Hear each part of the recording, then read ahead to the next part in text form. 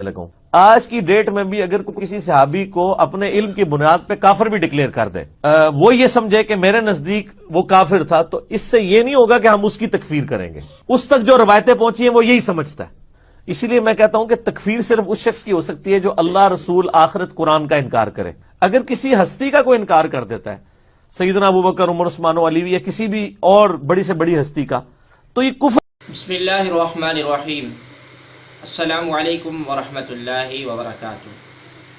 ناظرین محترم، آپ نے دیکھا اور سنا کہ کس طرح یہ مرزا جہلمی صحابہ کرام رضوان اللہ تعالی علیہم اجمعین کے شان اقدس میں، ان کے شان میں تکفیر کرنے والوں کی کیسے حمایت کر رہا ہے۔ ناظرین محترم، پہلی بات تو یہ ہے کہ جاننا چاہیے کہ صحابہ کی تکفیر کرنے والوں کی ایک نہیں بلکہ متعدد اور مضبوط دلائل اور براہین ہیں۔ پہلی بات یہ ہے کہ صحابہ کرام رضوان اللہ تعالی علیہ اجمعین دراصل حاملان وحی، راویان قرآن اور ناقلان دین و شریعت ہے۔ جو شخص ان صحابہ کرام رضوان اللہ علیہم اجمعین کی حقانیت و صداقت کا منکر ہوگا تو کیسے ممکن ہو سکتا ہے کہ وہ قرآن وغیرہ اور ایمانیات متواترات کے ساتھ اس کا ایمانی تعلق قائم نہیں ہوگا؟ تو اس کو مومن کون نادان کہے گا؟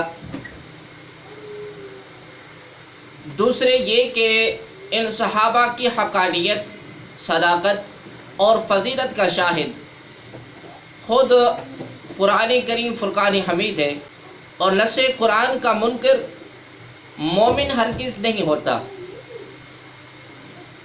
ان کی تعداد ان گنت ہے۔ دوسرے یہ کہ وہ احادیث جن میں حضرت سیدنا علی رضی اللہ تعالی عنہ کے علاوہ تینوں خلفائے راشد، سیدنا ابو بکر صدیق، سیدنا عمر فاروق، سیدنا عثمان غنی رضی اللہ تعالی عنہم کے فضائل اور مناقب بھی منقول ہیں، ان کی تعداد بھی ان گنت ہے۔ نیز وہ حدیثیں تعدد طرق اور کثرت روایات کے سبب متواتر بالمعنی قرار پائی ہیں۔ پس ان احادیث اور روایات مفہوم، معنی اور دلائل اور مضمون کا انکار کفر کے زمرے میں آتا ہے، اور یہ تو ذہن میں رہنی چاہیے کہ اس درجے کی احادیث کے استناد و اعتبار ائمہ مجتہدین میں سے کسی نے بھی اختلاف نہیں کیا ہے، بلکہ حضرت امام اعظم ابو حنیفہ رحمۃ اللہ تعالی علیہ جو ائمہ مجتہدین میں نہایت اعلیٰ مقام رکھتے ہیں۔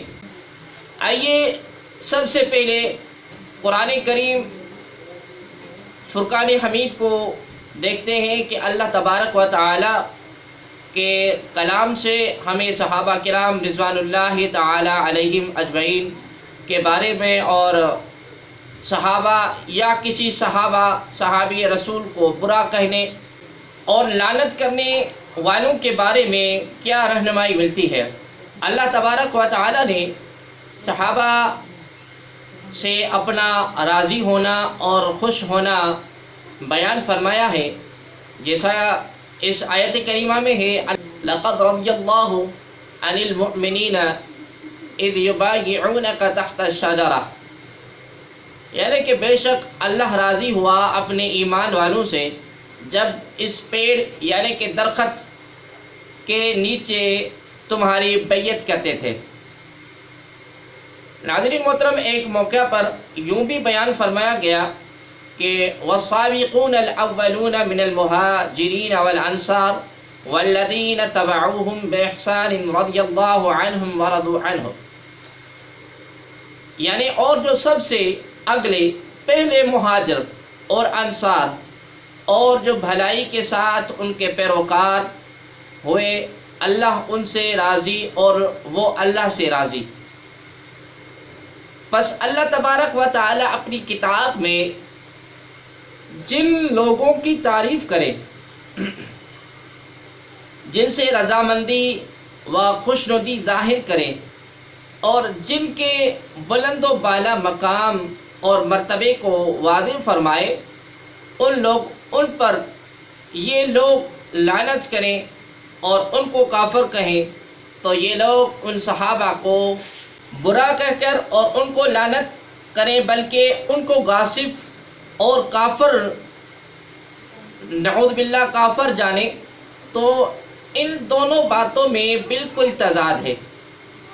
لہذا یہ لوگ ان صحابہ کو برا کہہ کر اور نعوذ باللہ ان کو لعنت کر کے، چونکہ قرآن کی مخالفت کرتے ہیں اور قرآن کریم کی مخالفت کرنے والا کافر ہوتا ہے، اس لیے ان کو دائرہ اسلام سے خارج قرار دیا گیا۔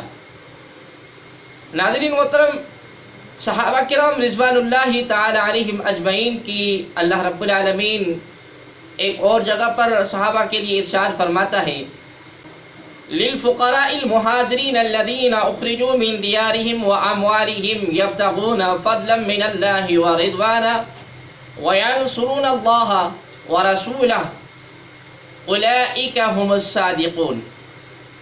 اللہ رب العالمین ان کی صداقت کو بیان فرماتے ہوئے فرماتا ہے، للفقراء المہاجرین الذین اخرجوا من دیارہم واموالہم یبتغون فضلا من اللہ ورضوانا وینصرون اللہ ورسولہ اولئک هم الصادقون، یعنی کہ ان فقیروں ہجرت کرنے والوں کے لیے جو اپنے گھروں سے اور مالوں سے نکالے گئے اللہ کا فضل چاہتے ہیں اور اس کی رضا چاہتے ہیں اور اللہ و رسول کی مدد کرتے، وہی سچے ہیں۔ تمام صحابہ کرام حضرت سیدنا صدیق اکبر رضی اللہ تعالی عنہ کو یا خلیفۃ اللہ کہہ کر مخاطب کرتے تھے۔ صحابہ کرام فلاح یاب اور ان کا فلاح یاب ہونا بھی نص قرآن سے ثابت ہے۔ ان کے حق میں اللہ رب العالمین نے ارشاد فرمایا، اولئک هم المفلحون، یعنی کہ یہی ہے فلاح والے۔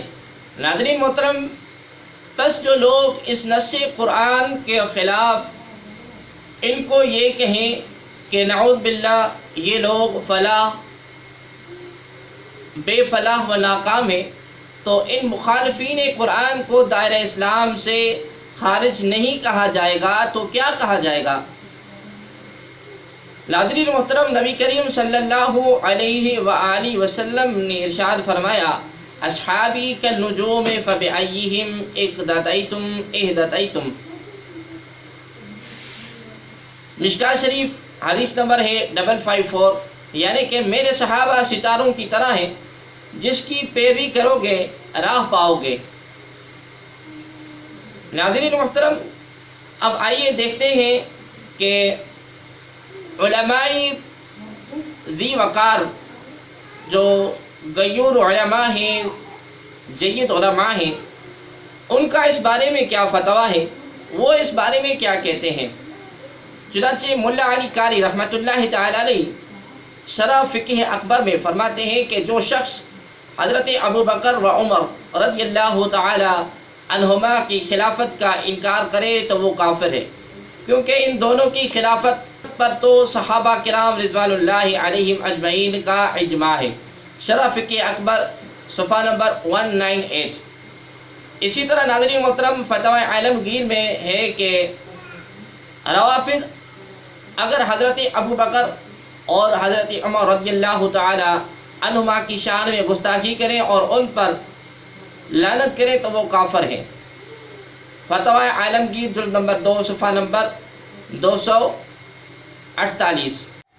ناظرین محترم، اسی طرح فتوی شامی میں ہے کہ جو امی عائشہ صدیقہ رضی اللہ تعالی عنہا پر تہمت لگائے یا حضرت سیدنا صدیق اکبر رضی اللہ تعالی عنہ کی صحابیت کا انکار کرے تو اس کے کفر میں شبہ کی گنجائش نہیں۔ شامی صفحہ نمبر 294۔ ناظرین محترم، اسی طرح ابن تیمیہ نے الصارم المسلول میں نقل کیا ہے کہ کوفے کے فقہا نے صحابہ رضی اللہ تعالی عنہم کو گالی دینے والے کو قتل کرنے اور روافض کو کافر قرار دینے کا قطعی فتویٰ دیا۔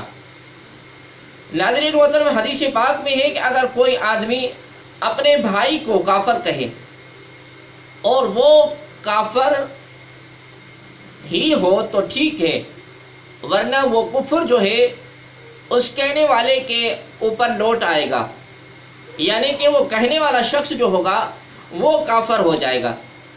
ناظرین مطلب یہ تو عام مسلمان کی بات ہو رہی ہے کہ اگر کوئی مسلمان کسی مسلمان بھائی کو کافر کہے اور وہ جس کو کہا جا رہا ہے وہ کافر نہ ہو تو کہنے والا کافر ہو جائے گا، وہ کفر جو ہے اس کے اوپر راجع ہو جائے گا، اس کے اوپر لوٹ آئے گا۔ تو جو صحابہ کرام رضوان اللہ تعالی علیہم اجمعین کی شان میں گستاخی کرے، ان کی تکفیر کرے، تو بھلا وہ کیسے مومن ہو سکتا ہے، کیسے وہ مسلمان ہو سکتا ہے؟ ناظرین محترم، اس انجینئر مرزا کی جہلمی کی حماقت ہے، جو حالانکہ یہ روافض ہے اور اس روافض کی اپنی تائید کر رہا ہے۔ نص قرآنی سے بھی ثابت ہے، کیونکہ قرآن کریم فرقان حمید نے تو صحابہ کرام رضوان اللہ علیہم اجمعین کی منقبت بیان کی ہے۔ تو جب اللہ کے قرآن کو جو نہیں مانتا، جو اللہ کے قرآن کو نہیں مانتا، وہ کافر ٹھہرے گا۔